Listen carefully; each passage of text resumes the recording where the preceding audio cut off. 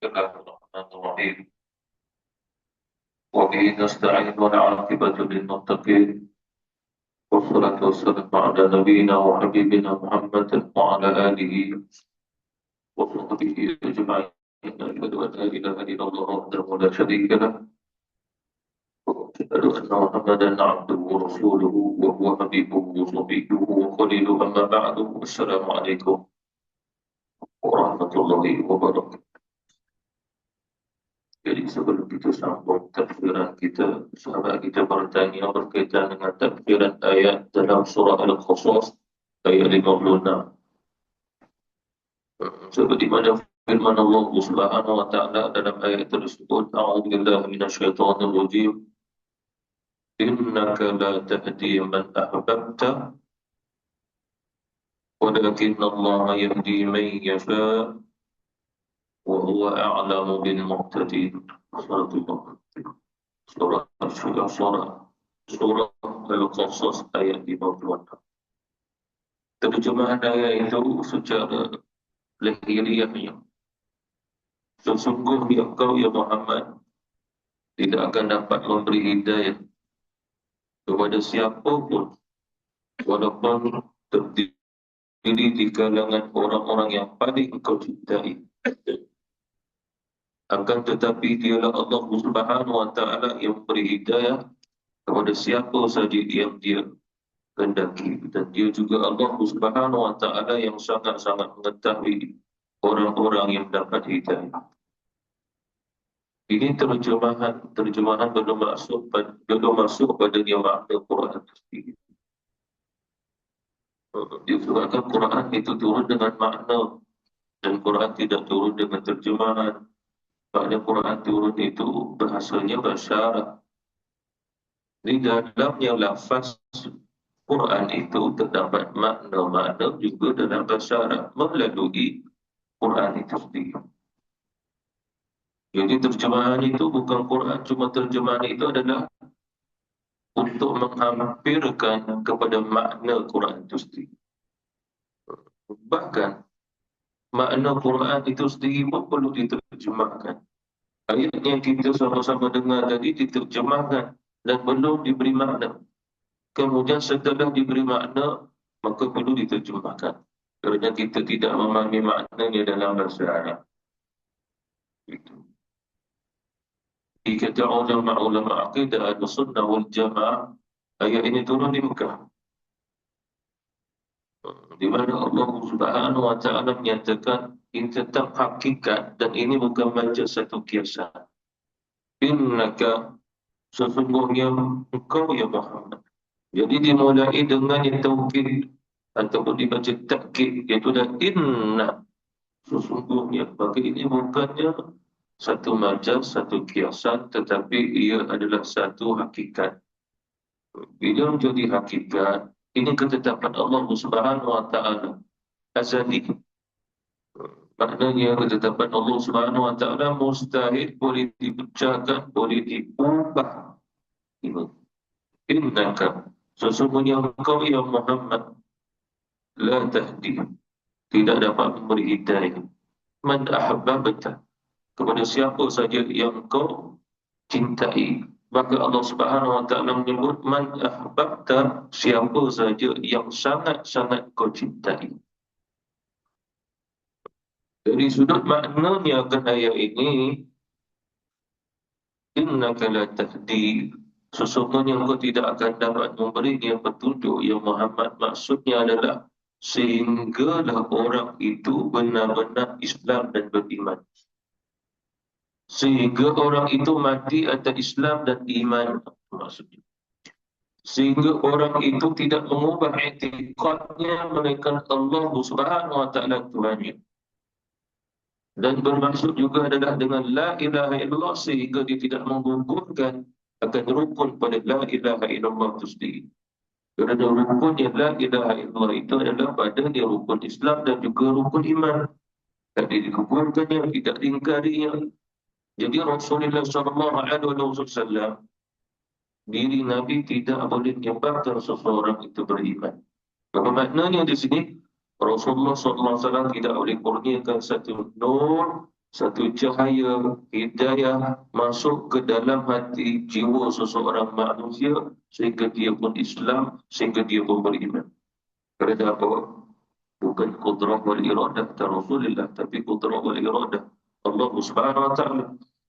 Dan dalam ayat ini juga di sudut aqidah Islam untuk menyatakan Nabi tidak boleh mengubah takdir yang telah Allah Subhanahu wa taala takdirkan. Sekiranya Allah Subhanahu wa taala takdirkan seseorang itu pasti dia Islam dan beriman, tanpa dakwah Rasulullah depan mata dia pun dia akan Islam dan beriman. Kerana Allah memilih. Seperti mana contoh, kita Islam, kita beriman tanpa Rasulullah SAW di hadapan kita. Tanpa kita melihat baginda Rasulullah SAW. Lalu ini takdir Allah. Lalu ini yang perlu kita syukur kepada Allah Subhanahu wa taala. Kerana Abdullah bin Mas'ud radhiyallahu anhu satu ketika didatangi oleh seorang laki-laki. Dia kata, "Ya Abdullah, kami melihat para sahabat Nabi luar biasa istimewa kerana dua matanya melihat Rasul." Lalu beriman. Dua mata melihat Rasul lalu beriman.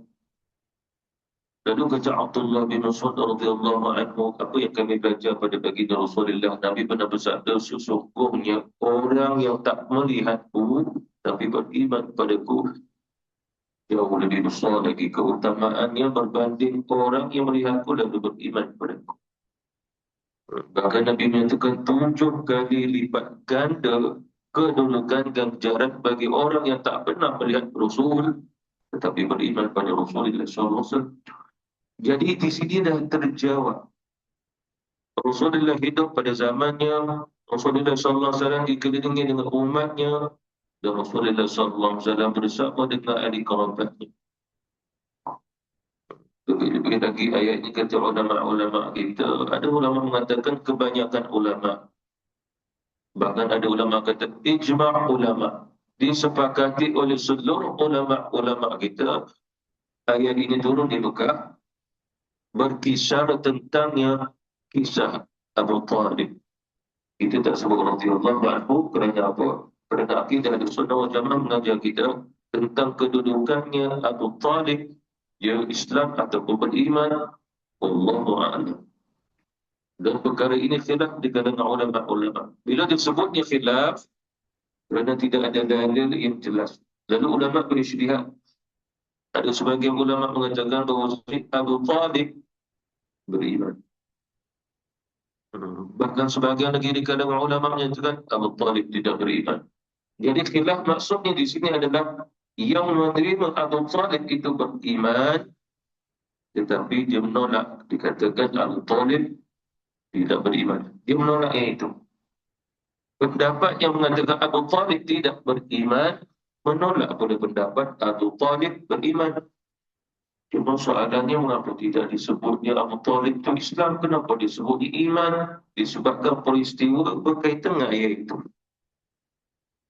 Innaka la tahdi man ahbabta. Ayat ini turun sebab Abu Talib pada hari sebelum dia wafat, pada hari itu, hari terakhir, datang baginda Rasulullah SAW. Dan Rasulullah pun suruh dia, mana tahu, wahai bapa saudaraku, sebutlah satu kalimah ini, La ilaha illallah. Kalimah ini membahagiakanku. Dan dengan kalimah La ilaha illallah menyebabkan aku boleh berhujah tentangmu di hadapan Allah bahawasanya engkau adalah Islam. Dengan La ilaha illallah. Dan Nabi sebut dengan satu kalimah. Disebabkan bila kita baca La ilaha illallah, itu dikira satu sahaja kalimah. Muhammadur Rasulullah, kalimah kedua itu yang kita kata kalimataini, dua kalimah.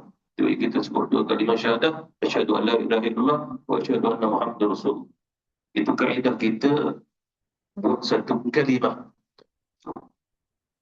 Jadi kata Rasulullah sallallahu alaihi wasallam, ucapkanlah satu kalimah ini, La ilaha illallah, kau akan selamat. Dan aku dapat menjadi hujah buat kamu di hadapan Allah. Lalu kata Abu Talib, Ya Muhammad, Sesungguhnya aku beriman padamu. Aku percaya kamu. Itu cerita iman. Akan tetapi ya Muhammad, ia menyebabkan aku berat. Yang menghalangi aku untuk menyebut kalimah yang engkau mahu tadi itu tidak lain kerana keturunanku. Kerana Abu Talib ini dia jaga keturunan. Keturunannya siapa? Abu Talib bin Abdul Muttalib sampai pada Hashim, sampai kepada Abdul Manaf. Bahkan pada hari yang terakhir sebelum wafatnya Abu Talib, dia panggil ahli kerabat dia di kalangan keturunan Abdul Manaf. Panggil semua. Lalu apa pula yang disuruh oleh Abu Talib? Sesungguhnya aku menyuruh kamu agar mengikut dan beriman kepada Muhammad. Siapa kata? Abu Talib. Ikutnya Muhammad sehingga menjadi satu wasiat. Oleh kerana itu setelah matinya akan Abu Talib, ini anak-anaknya Abu Talib masuk Islam. Ja'far bin Abi Talib, Ummu Hani bin Abi Talib, Ali bin Abi Talib. Ini semua adalah anak-anaknya Abu Talib dan semua masuk Islam kerana wasiat. Tanpa mereka melihat siapa dia Muhammad, padahal mereka dah kenal Rasulullah SAW itu adalah sepupu. Kerana Rasulullah SAW sepupunya Ja'far bin Abi Talib, Ali bin Abi Talib, Ummu Hani bin Abi Talib. Ini semua sepupu sepakat baginda Rasulullah. Inilah maksudnya keturunan Abdul Manaf tadi. Hashim, Abdul Muttalib. Jadi disuruh oleh Abu Talib beriman dan ikutlah kamu akan Muhammad ini. Dia seorang yang benar. Lalu Rasulullah SAW pun bertanya kepada Abu Talib, ya Abu Talib, ucapkan la ilaha illallah. Itu. Lalu kata Abu Talib, ya Muhammad, bukannya aku berat untuk mengucapkannya. Sekiranya aku berkehendak untuk mengucapkannya, boleh saja sehingga sejuklah hatimu. Kerana itu yang kau harapkan. Tetapi ya Muhammad, wujudnya kerisauan, kekhawatiran aku terhadap kamu dan ahli kerabatku keturunan ini. Kenapa dia risau sangat? Khawatir keturunannya Abdul Muttalib, Bani Hashim, Bani Abdul Manaf, Bani Hashim dia juga lemah. Apa maksud lemah? Tidak ada suara ini, tidak ada kekuatan keturunan itu lagi. Dan lebih-lebih lagi sangat-sangat risau tentangnya diri Rasulullah SAW. Kerana Abu Talib, kalau dia la ilaha illallah di Islam, habis keturunannya Abu Talib itu sendiri. Dan mereka akan membenci dan menjadikan Abu Talib sebagai musuh sebab dia ada Islam. Tapi kita kena tahu bahawasanya ada lagi adik-beradiknya Abu Talib, antaranya Sayyidina Hamzah, Abbas, ini pun semua masuk Islam. Bukan kisah Abu Talib saja. Tetapi masuk Islamnya akan Ja'far, masuk Islamnya Sayyidina Ali, semua terdasar da'watul Islamiyah juga. Ya Rasulullah SAW. Jadi tentang dakwah Nabi sehingga mereka ni semua Islam, Hamzah, Abbas, Islam, mari hidayah daripada mana? Rasulullah SAW. Tapi bukankah ayatnya Allah berfirman, innaka la tahdi man ahbabta, sesungguhnya kau tidak akan dapat memberi hidayah kepada siapa pun termasuk orang yang paling kau cintai. Lalu mengapa ada selain daripada itu, ada keturunan Nabi yang masuk Islam? Bapa saudara Nabi Hamzah, Abbas masuk Islam dengan dakwah Rasulullah juga. Jadi mengapa beratnya Abu Talib ini untuk masuk Islam? Inilah keilmu Allah Subhanahu wa taala. Oleh kerana itu Allah Subhanahu wa taala kata, "Walakin Allah yahdi man yasha." Akan tetapi dia Allah Subhanahu wa taala yang memberi hidayah kepada sesiapa saja yang dikehendaki. Ini adalah terwahir oleh Allah Subhanahu wa taala. Wa huwa a'lamu bil muhtadin. Wa huwa a'lam. Dia saja yang mengetahui. Itu. Ini satu ayat, satu makna, satu tafsiran. Kalau kita lihat pada surah Asy-Syura ayat yang ke-52. Ayatnya apa? Innaka latahdi ila siratil mustaqim. Sesungguhnya engkau ya Muhammad benar-benar dapat memberi hidayah ke jalan yang lurus. Ayat yang kita baca tadi dalam surah Al-Qasas, sesungguhnya engkau ya Muhammad tidak dapat memberi hidayah. Apa maksudnya? Dengan Islam dan iman itu juga jalan yang lurus.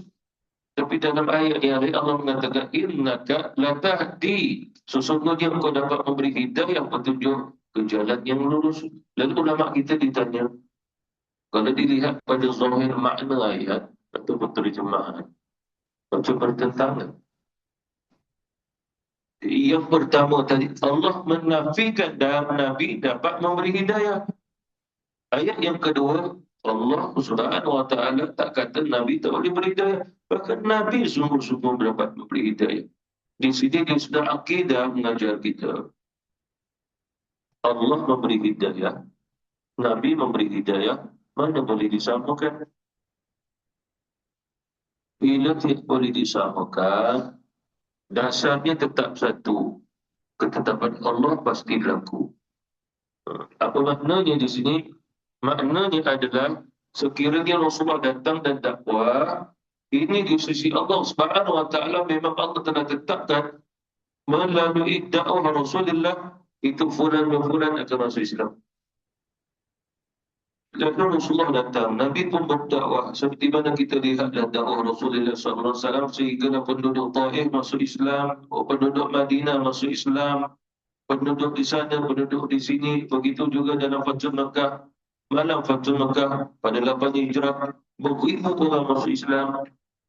Lalu soalannya, adakah Rasulullah SAW dapat memberi hidayah sehingga mereka Islam? Ya, hidayah yang dimaksudkan sekadar dakwah Islamiyah sampai kepada mereka. Yang menyebabkan mereka Islam itu hidayah daripada Allah berupa taufik nur hidayah. Allah campakkan cahaya. Jadi Rasulullah SAW sekadar sampaikan, terima tak terima kepada Nabi, itu ketetapan Allah Subhanahu wa taala. Jadi kata ulama ayat ini tidak bertentangan. Cuma dalam ayat ini yang pertama menafikan Rasulullah ini boleh mencampakkan nur ke dalam hati siapa yang dikehendaki kita. Itu yang pertama. Yang kedua, mustahil Rasulullah yang maha menetapkan, maha berkuasa.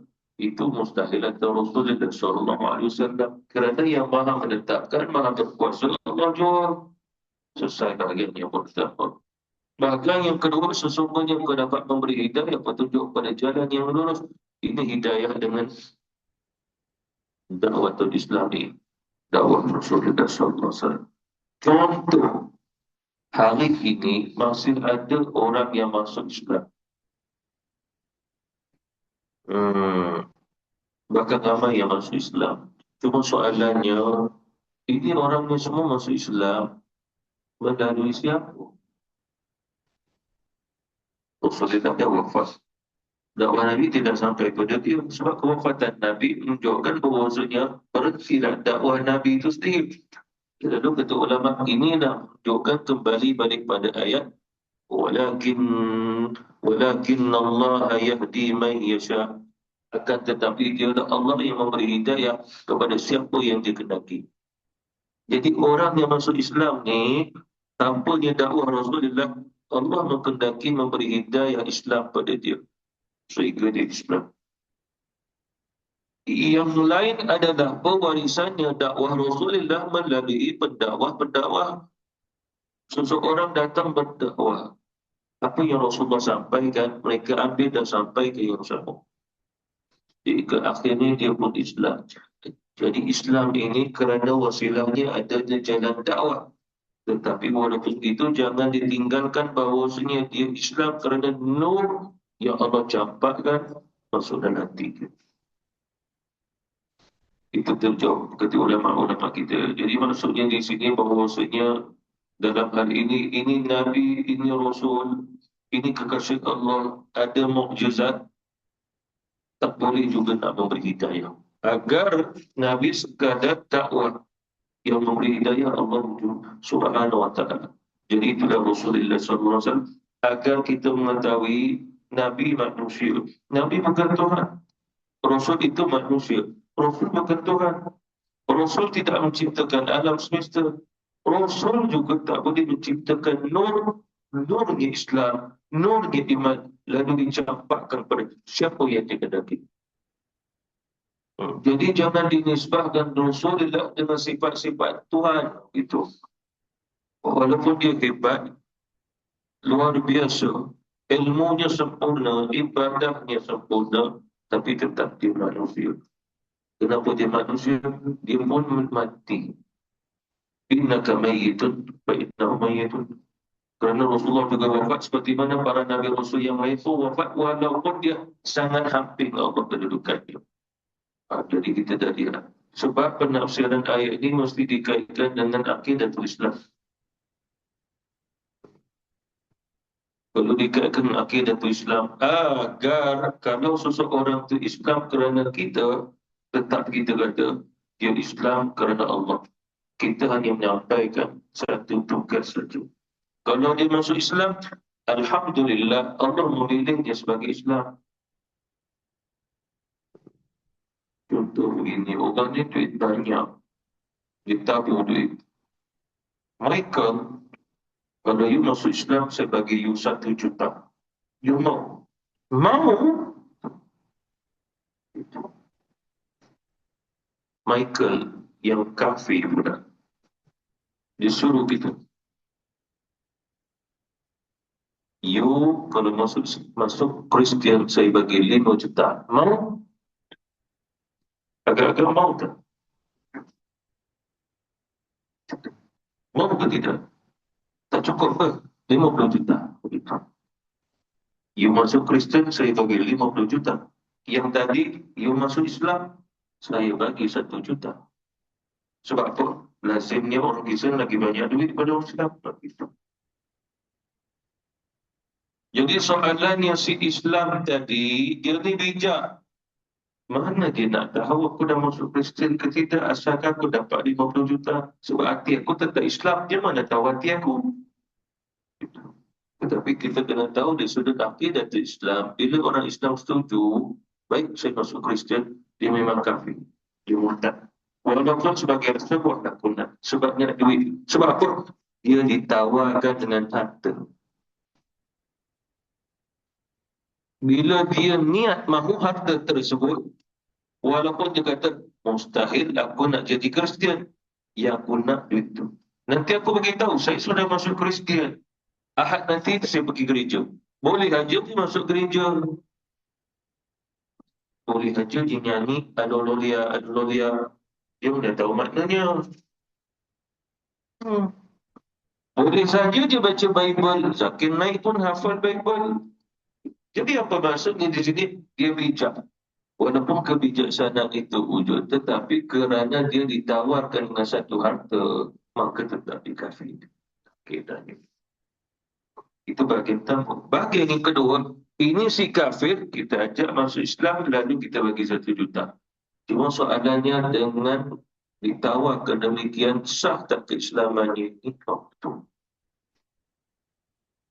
Dia pun mengucap 2 kalimah syahadat, kawan ni duit banyak, bagi dia 1 juta. Cuma soalannya adakah sah atau tidak? Kalau bahagiannya ini sah. Tapi si Islam dengan niat nak harta, lalu dia kata saya pun masuk Kristian, walaupun hatinya kata tak mau main Kristian, tetap dia murtad. Tetapi orang yang Kristian masuk Islam kerana ditawarkan di Islam. Tapi itu ini sudah akidah. Contoh begini, kenapa you nak masuk Islam? Sebab saya nak kahwin dengan orang Islam. Tak ada sebab. Keislamannya disebabkan sebab dia nak kahwin dengan orang Islam. Ada sebab. Sah atau tidak? Jawapannya sah, kata ulama. Jadi ini ada perbezaan hukum, kata ulama. Oleh kerana itulah Nabi pernah ditawarkan. Bahkan para sahabat pernah ditawarkan. Ada di antara jurutuli Rasulullah, orang yang tulis wahyu, ditawarkan oleh orang Yahudi harta, benda, perempuan, pangkat dan macam-macam. Akhirnya jadi semua. Itu yang pernah saya ceritakan tu. Sebab jurutulis Rasul, jurutulis wahyu, Orang ni luar biasa. Wahyu turun, Nabi baca, dia tulis. Luar biasa tu. Berapa ramai para sahabat yang ada, tapi dia terpilih daripada yang lain. Tetapi dia ditawarkan oleh orang Yahudi, harta, pangkat, perempuan, macam-macam lagi. Akhirnya dia jadi orang Yahudi. Pergi ke kampung Yahudi, duduk sana sampai mati. Kita mati, takkan kita nak pergi ambil tanam kat perkuburan Islam? Akhirnya apa yang berlaku? Ada di antara saudaranya pergi ambil juga. Dia kata, Sufyan budak putih tu, takkan nak ditanam di perkuburan Yahudi? Ambil dia. Ambil dia pergi ditanam perkuburan Islam. Tanam pagi, tengok petang ada kat luar. Apa lagi? Tanamlah balik. Tanam hari ni, esok tengok di luar. Kemudian apa dibuat? Tanam lagi. Bila tanam lagi, siang-siang tanam, malam-malam di luar. Sehingga orang ini pun upahlah mana-mana hampa berjaga malam. Tengok, jangan bagi dia keluar. Hampa malam-malam akhirnya tidur juga. Tengok siang hari, mayat dia kat luar. Ini cerita apa? Mayat yang tak diterima bumi. Bumi diluahkan dia, mutahkan dia balik kerana perangai dia. Jadi maksudnya apa? Allah sendiri tidak menerima diri tanam di perkuburan Islam. Cuma berlaku pada zaman Rasulullah dulu. Mayat tidak diterima bumi lah ikut bahasa Melayu kita. Akhirnya bila tanam, nak ada lagi. Tanam, ada lagi. Sampai orang pun tak terjaga, tak buat apa. Akhirnya biar aja sampai dia membusuk, sampai dia jadi tulang belulang. Jadi kisahnya sahih. Kisahnya sahih. Jadi apa maksudnya? Dia ini jadi Yahudi kerana tawaran tadi. Jadi oleh kerana itu menyebabkan dia murtad. Kisahnya demikian. Itu betul hukum yang perlu kita ketahui. Kita sambung ayat berapa? Surah Al-Baqarah. Dulu yang perlu. Ya, tanya tadi.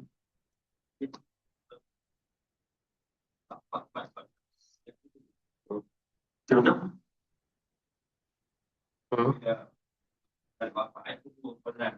Ya. Turun kemudian. Bahkan satu kisah lagi, ayat itu turun, tapi turun di Madinah. Dalam surah At-Taubah. Apa maksudnya? Ia berlaku, tapi tak turun ayat segera. Cerita tentang innaka la tahdi man ahbabta, itu segera. Itu yang ulama pun setuju. Ayat ini turun dengan sebab nuzulnya adalah sebab Nabi Abu Talib dengan la ilaha illallah, tapi Abu Talib enggak. Itu telah disepakati. Cuma walaupun begitu ada satu kisah lagi. Rasulullah cakap apa dekat Abu Talib? Kalau begitu, wahai bapa saudaraku, selagi mana Allah tak mengharapkan dan menghalangku untuk mohon agar Allah ampun kamu, aku pun doa agar Allah ampun kamu. Apa maksudnya? Rasulullah berdoa kepada Abu Talib, Ya Allah, ampunilah dosa-dosa ini. Soalannya, adakah Abu Talib menyembah berhala? Tidak. Cuma dia nak mati atas tapak nenek moyang. Yang terakhir sekali sebelum dia mati, dia beritahu ke Rasulullah, Ya Muhammad, aku nak mati atas ajaran yang dibawa oleh nenek moyangku. Siapa nenek moyangnya? Abdul Muttalib, itu bapa dia. Kemudian Hashim, kemudian Abdul Manaf. Ini keturunan. Dia mati dia. Tapi Rasulullah SAW kata, wahai bapa saudaraku, aku akan mohon agar Allah SWT ampunkan dosamu juga. Apa maksudnya? Allah tak harap, Allah tak harapkan. Ketika itu, tapi setelah Rasulullah SAW berhijrah, lama tak lama turun ayat Allah melarang Rasulullah jangan berdoa minta ampun kepada mereka-mereka yang ahli kerabat Rasulullah yang tidak ada la ilaha illallah, mana yang telah mati tanpa ada Islam. Maka lin nabi wal ladzina amanu ay yastaghfiru lil musyrikin walau kanu ulil qurba. Tidak sepatutnya seorang Nabi, begitu juga orang-orang beriman, berdoa agar Allah ampunkan mereka-mereka yang mati dalam keadaan syirik. Lalu soalannya, Abu Talib mati syirik? Tidak, mati dia tak jelas. Itu. Jadi syirik ini kepada siapa? Para sahabat Nabi ada juga di antara mereka dalam masuk Islam, nenek moyang, bapa mati kafir. Mereka pun pergi ke pusara mereka, lalu ya Allah ampunilah bapaku walaupun dia mati mensyirikkanmu. Itu turun untuk sahabat itu. Kemudian ulama mengkaitkan pula tentang yang dua ibu bapa Rasulullah masuk juga dalam surah Taubah itu. Sedangkan dua ibu bapa Rasulullah bukan mati syirik, tapi mereka pandu ayat itu seolah-olah mak ayah Nabi mati dalam keadaan kafir begitu. Itu. Lalu ulama akidah dan sunnah wal jamaah kita pun jawab balik. Ini nak tanya soalannya, mak ayah Nabi ini dia mati waktu Rasulullah SAW diutus jadi Nabi Rasul ke? Jawapannya tidak. Mak ayah Nabi mati pada zaman fatrah. Tak ada Nabi, tak ada Rasul. Bila zaman fatrah, kena pakai ayat. وَمَا كُنَّا مُعَذِّبِينَ حَتَّى نَبْعَثَ رَسُولًا. Kami tidak akan mengazab mana-mana manusia, orang, sehinggalah kami utus juga Rasul.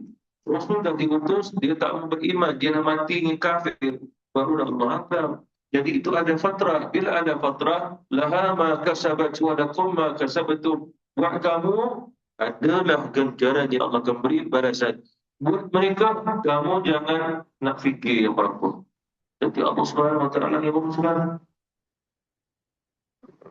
ulama banyak pegang yang ini walaupun adanya satu khilaf. Walaupun kita sebagai orang mata khilaf ni dhaif, agak lemah.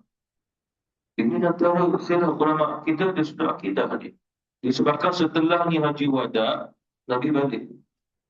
Balik ke mana? Ke Madinah setelah daripada haji pada tahun yang ke-10. Di sinilah satu kisah yang luar biasa. Dalam perjalanan Rasulullah nak balik, nak sampai ke Madinah, pada keluar pada Mekah, Nabi bertemu dengan yang bapanya Abdullah, ibundanya Aminah, bapa saudaranya Abu Talib. Bagaimana nak cerita kisah ini? Susah disebabkan mereka semua dah mati. Macam mana dikatakan Nabi bertemu? Jadi pertemuannya muncul macam mana kan? Sebagai ulama terima. Sebagai ulama kata Allah kembali menghidupkan akan Abdullah, Aminah dan juga Abu Talib sehingga Rasulullah berdakwah agama Nabi Islam. Lalu mereka masuk Islam, kemudian mati balik. Sebagai ulama kata ini kemukjizatan Nabi dan khususiat kata Rasulullah. Tetapi dalam hal ini bukan semua ulama terima. Itu yang saya sebut khilaf. Ulama ni dah tak terima kisah ni, memang tak akan terima. Ulama ini pula terima, dia akan terima sampai bila-bila. Dan itu keadaan itu nak masuk khilaf. Ini bukan ikhtilaf. Kalau ikhtilaf, kita meraihkan saja perbezaan pendapat. Itu ikhtilaf. Tapi kalau khilaf, kalau saya kata A, saya tak akan jawab B lagi. Tetapi kalau di ikhtilaf, walaupun saya pilih A, saya pun tak tolak jawapan B. Itu ikhtilaf. Kena tahu beza. Sebab orang hari ini, dia berbahas itu, berbahas ini, dia tak tahu ikhtilaf itu apa, khilaf itu apa. Dia kata ini khilaf. Ini bukan khilaf, ini ikhtilaf. Yang ikhtilaf, dia kata khilaf, khilaf, dia kata ikhtilaf. Dia tak kenal keduanya perbezaan. Yang terakhir tentang ayat ini, kita bahaskan juga tetap ayat dan makna ini. Penutupnya adalah berkaitan dengan aqaid akidah. Ini antara apa yang difatwakan oleh ulama-ulama tentang kedudukan Abu Talib itu sendiri. Ini sudah akidah. Seperti mana kata guru saya di Mesir, dia alim besar. Dia kata apa? Sesungguhnya Abu Talib tidak Islam, tetapi dia beriman. Maka di akhirat kelak tidak mustahil dia akan masuk syurga kerana keimanannya, bukan keislamannya. Apa bezanya Islam dan iman di sini? Maksudnya adalah dia tidak Islam kerana tidak ada la ilaha illallah, tapi dia ada iman kerana dia beriman kepada Allah, dia beriman kepada Nabi Muhammad, dia beriman kepada apa yang diimani oleh Rasulullah. Dia terima. Dia tak kata Rasulullah itu pendusta, penipu. Itu siapa yang kata selain daripada dia? Antaranya Abu Jahal, antaranya Abu Lahab, itu kata Rasulullah pendusta, Rasulullah itu orang gila, dia itu terbunuh, macam-macam lagi. Abu Talib tak. Dia benar seorang Nabi, seorang Rasul. Aku membenarkannya. Itu pasallah dia jaga Rasulullah. Kalau sekiranya Nabi dia tolak, dia benci, biar aja Nabi dibunuh. Tapi Abu Talib lah yang jaga Rasul. Berapa lama Rasulullah hidup dengan Abu Talib sampai Abu Talib mati? 40 tahun. 40 tahun. Itu yang menyebabkan Rasulullah sangat-sangat mencintai Abu Talib dan bahawa dia menyebut La ilaha illallah. Di sini kita dah lihat kenapa agaknya Rasulullah SAW tak mengajar dia dua kalimah syahadat. Asyhadu an la ilaha illallah wa asyhadu anna Muhammadan Rasulullah. Hanya cukup dengan La ilaha illallah. Mengapa? Kerana Abu Talib telah mengakui cuma belum melafazkan akuannya sebagai satu syahadat. Jadi bagi Abu Talib, Allah bagi dia khusus melalui Rasul cukup dengan La ilaha illallah. Dia sebut La ilaha illallah, diterima sebagai orang Islam. Hanya itu, mana pengkhususan kes yang Abu Talib ini kes yang tak sama dengan orang-orang lain. Jadi mengapa keadaan yang cerita Abu Talib boleh masuk syurga? Kerana itu tadi Rasulullah. La yadkhulul jannah hatta mu'min. Dan tidak akan masuk di syurga mereka orang yang beriman. Abu Talib beriman, cuma tidak Islam. Lalu kata guru saya, kerana dia tidak Islam, maka dia diazab kerana meninggalkan kalimah itu. Tetapi akhirnya setelah dia diazab, dia masuk syurga. Ini perbahasan ketiga dah. Perbahasan yang pertama kita tak cerita yang itu, kita cerita ayat. Tapi penutupnya cerita yang ini disebabkan ada ulama-ulama yang katakan dia beriman dan dia akan masuk syurga. Itu. Cuma soalannya ada tak orang menentang menolak pendapat ini? Ada. Mengapa ada? Sebab dia berpegang, dia kata Abu Talib kafir, syirik, musyrik. Itu. Syirik, musyrik, penyembah berhala. Sebab apa? Sebab dia keturunan penyembah-penyembah berhala. Cuma soalannya adalah Abdul Muttalib bapa dia. Abdul Muttalib bukan penyembah berhala. Kemudian pula adalah Hashim, bukan penyembah berhala. Kemudian Abdul Manaf bukan penyembah berhala. Sebab penyembah-penyembah berhala ini baharu. Baharu. Bila baharunya?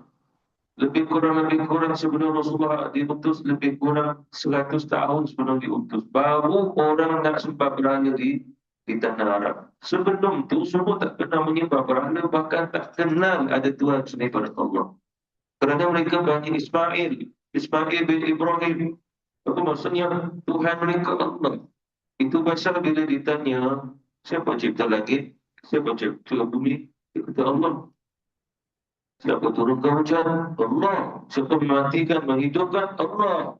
Oh, itu. Cuma cuma Allah Ta'ala. Mengapa agaknya? Kerana memang dah dididik mereka memang Allah. Kalau begitu, mengapa dia nak sembah daripada Allah? Kerana bagi mereka, ini yang baharu tadi. Ada orang bawa ajar, ada juga kuasa. Pada patung nama Hubal, pada Lata, pada Uzza, pada Manat. Ini ada power ni. Ada rohnya juga. Kalau kamu sakit, kamu seru kepada berhala ubat. Berhala ubat ni besar untuk air je pun bentuknya. Kalau kamu sakit, seru. Allah Maha Penguji. Bila orang tu sakit, dia pun puja-puja, sihat je. Macam kita makan ubat, kita tak sampai nak memuja. Makan aja, lepas tu sihat. Sakit kepala berdenyut-denyut, kita ambil Panadol 2 biji, tengok pun makan dengan bismillah. Tidaklah sampai memuja-muja Panadol tu. Tapi zaman ni musyrikin sebab dia jahil sehingga dah dinasihat sampai memuja-muja je. Ambil darah lalu disapu pada batu tu, pada kayu berhala tu. Itulah jadi syirik tu. Maka kalau kita sendiri, hai penadol sihat aku, syirik juga. Kaedah yang sama. Itu pasal ulama kata, makan yang ubat dengan bismillah. Jangan tenung dia, jangan berbicara dengan dia. Sebab dia bukan benda hidup. Itu yang dulu-dulu orang kata, kalau makan ubat, jangan makan ubat yang mati, makan ubat yang hidup. Itu jadi makan anak tikus, dia makan ikan keli, dia makan ikan haluan, hidup-hidup, cik-cik itu. Sebab dia kata penawar itu adalah yang hidup-hidup. Seorang Jepun cuma makan itu gerak-gerak saja makan. Sebab dia kata penawar itu. Jadi moga terjawab daripada soalannya, walaupun itu apapun kedudukannya tentang Abu Talib dan tentang hakikat ayat ini telah kita pelajari. Cuma walaupun ceritanya Abu Talib, Imam As-Suyuti dalam kitabnya Dilhawi Lil Fatawa, itu kitab fatwa. Sehingga dia buat satu kesimpulan sebab perbahasannya sangat-sangat luas. Dia kata bahawasanya salah satunya umat Islam, salah satunya umat Islam mesti tawakuf, diam aja, jangan bahas, adalah tentang Abu Talib. Orang sana memang bahas dia mati kafir, orang sini bahas dia mati beriman. Pihak kita tak perlu berbahas, cuma kita hanya sebut wallahu a'lam. Kita tak tahu kedudukannya, apatah lagi kita pun tak tahu kedudukan kita, bagaimana nak tak tahu kedudukan orang lain. Baik kita jaga diri kita daripada jaga orang lain. Itu. Wabillahi taufiq wal hidayah. Wassalamualaikum warahmatullahi wabarakatuh.